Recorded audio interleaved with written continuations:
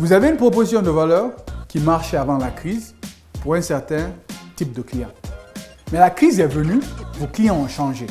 Soit vos anciens clients sont partis, vous avez eu de nouveaux clients, ou les besoins de vos anciens clients ont changé.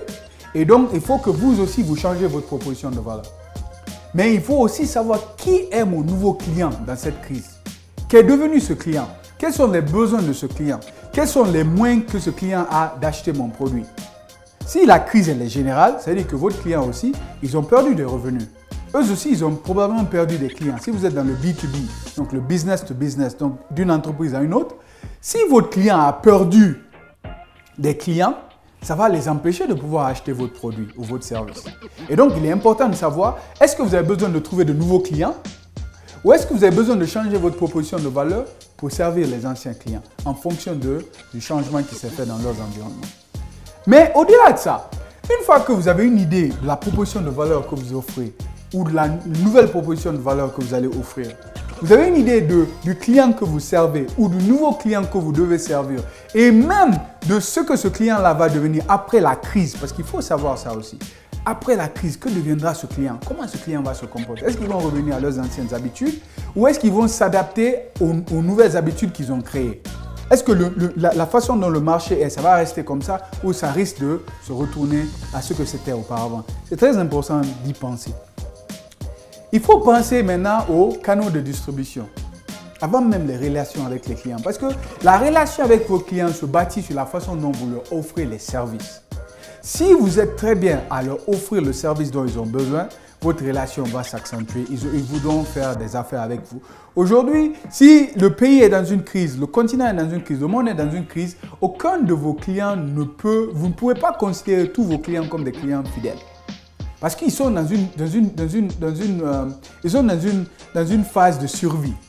Donc, ils ont besoin de survivre. Et pour survivre aussi, pour eux, il faut qu'ils arrêtent de faire des transactions avec vous. Ils vont arrêter de faire des transactions avec vous.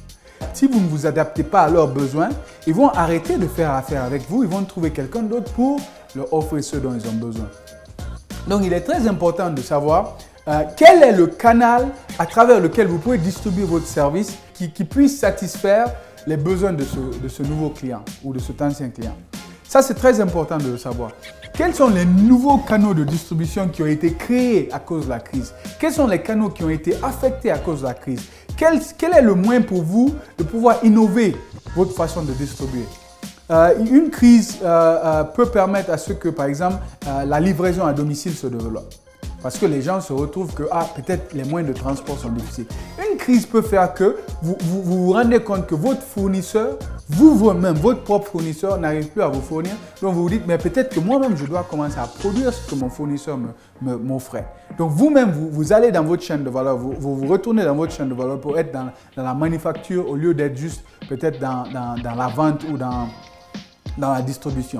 Donc, en période de crise, il faut surtout maîtriser ses canaux de distribution. Il faut pouvoir savoir quel est le moyen que j'ai de pouvoir envoyer mes produits, la proposition de valeur vers mes clients et leur permettre aussi de pouvoir me payer. Ça, c'est très important. Ça, c'est beaucoup plus important que vous envoyez des emails tout le temps à vos clients pour pouvoir améliorer vos relations avec eux. Leur besoin en période de crise, c'est de faire fonctionner leur entreprise. Ce n'est pas de se faire de nouveaux amis. C'est de faire fonctionner leur entreprise, de se faire de nouveaux clients.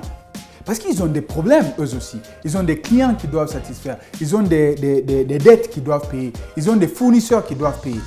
Et donc, pour eux, ces canaux de distribution sont beaucoup plus importants que les relations avec les clients.